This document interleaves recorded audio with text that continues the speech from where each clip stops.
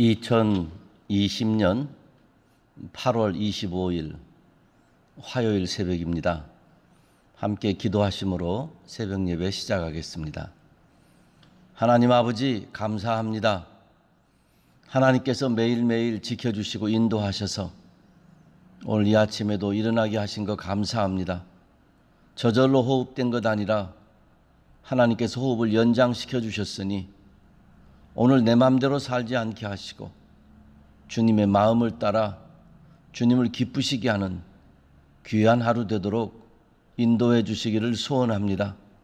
잠에서 깨어서 먼저 하나님 앞에 말씀 앞에 앉았사오니 하나님 이 시간 우리의 생각을 열어주시고 우리의 마음을 열어주셔서 주님으로 채우시고 주의 말씀으로 채워주시옵소서. 오늘도 이 아침에 말씀과 찬양과 기도 중에 우리를 새롭게 빚어주셔서 영원하신 하나님의 영광을 기뻐하며 사는 이 하루 되게 하여 주시옵소서. 감사드리며 예수님의 이름으로 기도하옵나이다. 아멘. 하나님의 말씀은 로마서 14장 1절부터 12절까지의 말씀입니다. 자막으로 나오는 하나님의 말씀을 차분히 읽어보시기 바랍니다.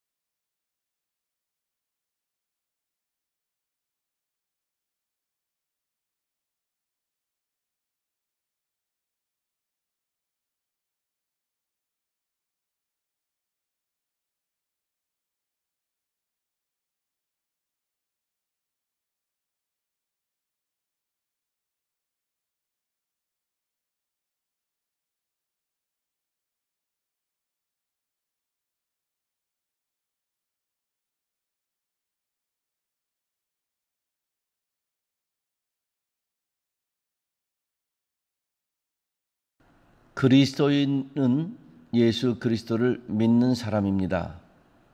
그리스도인은 예수님을 믿는 믿음의 행실이 있어야 됩니다.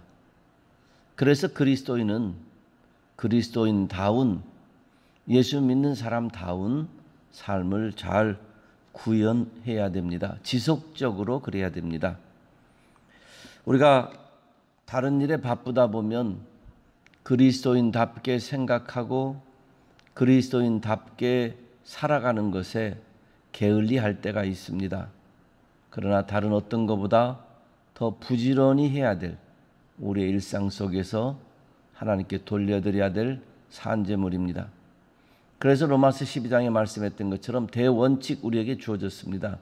나를 하나님께 드려야 됩니다. 나를 드리되 거룩하게 산 제물로 여겨서 매일매일 무엇을 하든지 밥을 먹든지 잠을 자든지 직장에 나가든지 비즈니스 일을 하든지 자녀 양육을 하든지 산책을 하든지 책을 읽든지 대화를 하든지 뭘 하든지 나를 다른 사람이 아니죠. 나를 하나님께 드리는 거룩한 삶 제물로 삼아야 됩니다. 이제 오늘 본문은 그런 여러 가지 일 중에 특별히 형제 자매의 비판에 대해서 비판하지 말라는 바울 사도의 가르침이 나옵니다. 요즘 우리는 이 말씀을 더 심각하게 받아들여야 될 것입니다. 요즘에 전에 없었던 이제 인터넷 또 카톡, SNS 여러 가지 많은 도구들이 있습니다. 또 사람들이 이제 요즘에야 코로나 때문에 잘 못 만나지만 자주 만나는 시대가 되었죠. 커피숍, 빵집, 뭐 공원 어디서든지 만나서 대화를 합니다. 그런데 그 대화 중에 건설적이고 생산적이고 신앙적인 대화가 많으면 좋은데 그렇지 못한 것 같습니다. 남 얘기하는 것이 이제는 새로운 문화가 되어버렸습니다. 뭐 정치적으로 유명한 사람 남 얘기 두말할 것도 없고 함께 아는 가까운 데 있는 이웃, 목장, 교회, 직장 가까운 데 있는 사람들 이야기하는 것, 그걸 우리가 험담이라고 하기도 하고 또 뒤에서 말한다 그래서 뒷담화라 그렇게도 말하는데 여러 가지 뭐라고 표현하든지 간에 다른 사람 흉보는 것이 잠언에 있는 것처럼 재미가 되어버렸습니다. 문학의 한 장르처럼 일상의 한 장르가 되어버렸습니다. 이건 바람직하지 못한 것 같습니다. 예수님을 제대로 믿고 예수님을 닮아가는 사람이면은 그렇지 않아야 되는 거죠. 그런데 요즘이 그런 삶의 재미로 정착되어 버린 요즘에 하나님의 말씀 바울사도 비판하지 말라 해주는 말씀 귀담아 오늘 들어야 될 것입니다. 누구를 비판하지 말라, 왜 비판하지 말라 그러는가? 먼저 첫째로는 그리스도인 된 형제 자매이기 때문에, 즉 그리스도인 된 사람들, 함께 믿음의 길 걸어가는 사람들 비판하지 말라 그럽니다. 너희가 어째서 형제 자매를 비판하겠느냐 그러지 않습니까? 믿음으로 형제 자매 된 사람들, 그리스도 예수 안에서 다시 태어난 형제 자매 된 사람들은 형제 자매이기 때문이고 우리 아버지가 계시고 그러기 때문에 서로 비판할 수 없다, 비판하지 말라 합니다. 특별히 그 중에서 오늘 본문 시작하면서 믿음이 약한 사람들의 의견에 대하여, 믿음이 약한 사람들의 생각에 대하여 그거 가지고 비판하지 말라 그랬습니다. 어느 곳에서는 그걸 가지고 시비거리로 삼지 말라 그렇게 번역도 해놓았습니다. 왜냐하면 믿음이 약해도 하나님이 받으셨다는 겁니다. 하나님이 주인 되시고 하나님의 아버지 되셔서 이미 받으셨다는 거예요. 그러니까 하나님 아버지 품에 아버지가 사랑스럽고 아버지가 받으시고 아버지가 그리스도 예수 안에서 죄 다 용서해 주시고 의롭다고 여기셔서 받으셔서 품에 안고 있는데 우리가 뒤에서 자꾸 끄집어내는 것과 같은 그런 일이 되고 마는 거죠. 그래서 특별히 뭐 다른 모든 사람들 비판하지 않도록 우리의 삶을 만들어 가야 되지만 특별히 같은 믿음의 길을 걷는 사람들, 그 중에서도 신앙이 약한 사람들 비판하지 말라 그랬습니다. 그러니 이 원리에 따라서 보면은 같은 교회 성도들은 성도들을 비판하고 험담하고 뒤에서 흉보고 그러면 안 되죠. 약한 부분이 왜 없겠습니까? 못난 부분이 왜 없겠습니까? 잘못된 부분이 왜 없겠습니까? 그게 없기 때문에 흉보지 말라는 게 아니라 그게 있어도 죄인 되었을 때 우리를 받아주신 분이 아버지시니까, 원수 되었을 때도 받아주신 분이 우리 하나님이시니까, 우리도 그 하나님 닮아가는 사람이니까, 그렇다면 죄인 되고 원수 되었을 때 받아주셨으니까 약하고 부족하고 좀 잘못된 거 있어도 뒤에서 비판하고 판단하고 정죄하지 말고 받아줄 수 있는 그런 마음을 가져야 된다 하는 얘기를 합니다. 이 약한 사람, 믿음의 형제들 자매 중에 특별히 먹는 문제 가지고 누구는 믿음이 있어서 모든 걸 다 먹고 누구는 믿음이 없어서 채소만 먹는다. 이제 이건 그 당시의 일인데 요즘으로 바꿔서 말하면 누구는 이걸 먹을 수 있고 누구는 저걸 먹을 수 있고 그 먹는 것 문제, 또 날에 대한 절기에 대한 문제입니다. 어떤 절기가 더 중요한가 이런 거. 요즘으로 바꿔놓고 보면 교회 프로그램 중에서 이런 프로그램이 더 좋다, 저런 프로그램이 더 좋다 하고서 자기가 관심 두는 그런 프로그램들이 있을 수 있겠죠.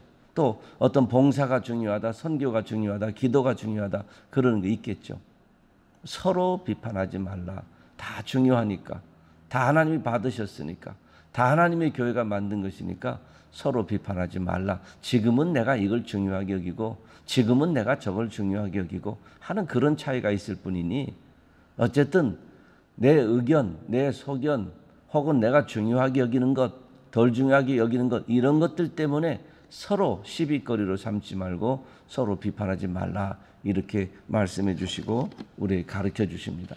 오늘 본문에 이런 것을 배경으로 놓고 우리가 전체 형제자매 비판에 대해서 조심해야 될 것을, 특별히 형제자매를 비판하지 말면 긍정적인 표현으로는 형제자매를 사랑해야 된다는 거잖아요. 사랑하기 위해서 우리가 기억해야 될 것을 몇 가지로 정리할 수 있습니다. 첫째는 우리는 모두가 다 하나님의 판단을 받는 사람들입니다. 우리는 하나님께서 판단하십니다. 그러니까 정죄라는 것은 이제 판단하면은 이 얘기 나누면 누가 이렇다 저렇다고 정죄한다 그러는데, 죄가 있다 없다 하는 것은 세상에서는 판사가 하는 거죠. 내 눈에 죄 있어 보여요. 내 눈에 잘못했어요. 그래도 판단은 판사가 하는 것처럼 사람 사는 사회에 우리 모두는 서로 판단하도록 하나님께서 판단자로 세우신 것이 아니고, 판단자는 하나님 한 분이시고 우리 모두는 판단자가 아닙니다. 하나님께서 다 받으셨다. 그리고 오늘 본문 10절에도 하나님께서 우리를 판단하신다 그러셨습니다. 우리는 뭐 하는가 그러면 하나님께서 우리를 판단자로 두신 거 아닙니다. 아내와 남편 옆에 있는데 보필, 배필 혹은 보완, 서로 사랑 이런 사람으로 세워주셨지 판단, 비난, 정죄하라고 옆에 세워두신 거 아닙니다. 교회에서도 형제 자매들이 사회에서도 서로 사랑하고 서로 배려하고 서로 돕고 격려하도록 세우신 것입니다. 그러므로 서로 붙들어주는 사람들입니다. 우리는 서로 밀어내는 사람들이 아닙니다. 잘못하면은 자꾸 밀어냅니다. 뭐가 달라서 밀어내고 또 뭐가 부족해서 밀어내고, 나는 이러는데 저 사람은 저래서 밀어내고, 우린 밀어내는 사람 아닙니다. 하나님이 받아주셨는데 누가 밀어냅니까? 그리스도 예수 안에 있으면 다시는 정죄함이 없다 그랬습니다. 그러므로 기억하십시오, 성도님들. 우리는 밀어내는 사람들이 아닙니다. 우리는 받아주는 사람입니다. 붙잡아 주는 사람들입니다. 서로 죄와 싸워 이겨내도록 붙잡아줘야 돼요. 지금은 나는 조금 한가해요. 근데 내 앞에 있는 저 사람이 지금 어떤 죄와 싸우는 인생을 살고 있어요. 그럼 뒤에 붙잡아 줍니다. 앞에서 죄와 싸워 이겨내도록 격려해줘요. 기도해줘요. 좀 앞에서 유아틱하게, 좀 너무 어린애 같아요. 사소한 거 가지고 그렇고 너무 생각이 어린애 같아요. 그전에는 그렇지 않은데 왜 이렇게 어린애 같은가? 그럼 뒤에서 붙잡아줘서 힘을 불어넣어주고 또 깨닫게 해주고 좋은 말도 해줘서, 그래서 어른처럼 되게 양분을 불어넣어주는 거죠. 믿음 위에 견고하게 서도록 뒤에서 붙잡아줍니다. 어리석음을 벗어나도록 붙잡아줍니다. 형제 자매를 사랑할 수 있도록 사랑의 힘으로 붙잡아줍니다. 그러므로 기억하시기 바랍니다. 판단자는 하나님이시고 우리는 밀어내고 판단하는 사람이 아니라 붙잡아줘서 든든히 세워나가도록 해주는 버팀목들입니다. 서로가 서로에게. 그럼 다리나 또 집을 지을 때 보면은 이게 무너질 것 같은 어떤 그 큰 기둥이나 어떤 걸 세울 때 옆에 버팀목 혹은 강한 쇠줄로 양쪽에서 끌어당기면서 버티게 견디게 세워지게 해주면서 이제 그 작업을 하지 않습니까? 우리가 그런 겁니다. 버팀목이 쉽습니까? 붙잡아주는 거 쉽습니까? 아닙니다. 어렵습니다. 너무 어렵습니다. 그 사람만 힘든 게 아니라 나도 힘이 듭니다. 내가 여기서 잡아주니까 저쪽에서 힘 가지고 밀어나갈 수 있도록 이쪽 뒤에서 붙잡아주는 힘이 매우 힘듭니다. 그래도 하나님께서 우리를 버팀목으로 붙잡아주도록 해주셨다는 사실, 누구에게나 우리는 붙잡아주는 사람이어야 됩니다. 두 번째로는 믿음이 연약한 사람들이 하는 말, 행동, 주장, 의견, 이 모든 것들을 논란이 될 만한 것들, 특별히 그런 것들을 자꾸 옳고 그른 것 따지는 시비거리로 삼아서는 안 됩니다. 우리는 세상 모든 것들을 옳고 그른 이 따지는 걸로만 접근할 때가 있는데, 그렇게만 다른 사람을 보면은 좀 위험합니다. 우리가 어린아이 키우면서 어린아이가 하는 일을 모든 걸 옳다 그르다 판단합니까? 그렇지 않거든요. 어린아이가 자라면서 저절로 배우기도 하고 또 옆에서 보고 배우기도 합니다. 그러므로 약한 믿음을 가진 사람들에게 그 의견과 생각을 시비거리로 삼지 않아야 된다. 기억하십시오. 그 사람들의 말, 약한 사람들의 행동, 우리의 시비거리가 아닙니다. 우리가 옳고 그른 거 판단하는 시비거리가 아니고 그럼 뭔가 안내거리입니다. 우리가 안내해 줘야 됩니다. 잘 몰라서 그래요. 길 잃어버린 사람한테 왜 여기서 길 잃어버렸냐고, 도대체 여기서 왜 헤매고 있냐고, 그게 무슨 도움이 되겠어요. 길을 못 찾고 있는 분에게 어디 가시는데요? 아, 저 어디 갑니다. 아, 그럼 이리 오세요. 그 길을 찾아줘야 되는 거죠. 그러므로 믿음이 연약한 사람, 그런 뭐 세월, 신앙의 세월 연륜이나 뭘 했든지 그 당시에 믿음이 약한 모습을 보일 때 그럽니다. 어떤 사람이 믿음이 강하고 어떤 사람 믿음이 약하고 이렇게 딱지 붙여서 딱 정해진 거 아니고요. 어떤 때는 내가 믿음이 약한 모습을 보이고 어떤 때는 내가 믿음이 강한 모습이 나타나고, 근데 서로 약한 모습이 나타날 때 그때 그걸 가지고 저 사람이 저래 이러지 마시고 지금 좀 뭔가 연약해 있구나 이럴 때에 안내해 줘야 됩니다. 그런데 어떻게 안내해 줍니까? 앞장서서 본을 보이고 안내해 줘야 됩니다. 길을 잃어버렸는데 저기로 가서 저기로 오른쪽 돌고 저기 왼쪽 돌고 저기 가면 뭐 있고 이러면요, 짧은 거리야 찾을 수 있겠지만 먼 거리 어떻게 찾겠어요. 가면 또 물어봐야 되는데 이왕이면 같이 나서서 이리 따라오세요, 저 따라오세요. 그래서 안전하게 찾을 수 있을 때까지 같이 동행해 주는 거죠. 그래서 안내해 주고 본을 보여주면서 그러면서 사랑하고 기다리면서 가르쳐 주는 것이죠. 그래서 논란이 될 만한 믿음의 약한 자들의 언행을 시비거리로, 논란거리로 삼지 말고 안내거리로 내가 본을 보여서 이해가 되게 깨닫게 해서 그렇게 안내해 주는 것이 옳습니다. 마지막 세 번째로는 오늘 본문에 있는 것처럼 우리는 모두 자기를 위해서 살고 자기를 위해서 죽는 사람이 아닙니다. 그리스도인이 되면 그리스도를 위해서 살고 그리스도를 위해서 죽습니다. 그러므로 우리는 모든 형제 자매들과의 관계에서 무슨 일에서든지 한번 자기를 돌아보면서 생각을 해야 됩니다. 말을 하기 전에, 어떤 행동을 하기 전에 다른 사람을 생각하는 거 아닙니다. 상대방이 저걸 왜 하지 이거 아니고 내 속에 있는 동기를 생각하는 겁니다. 내가 이걸 주를 위한 건가?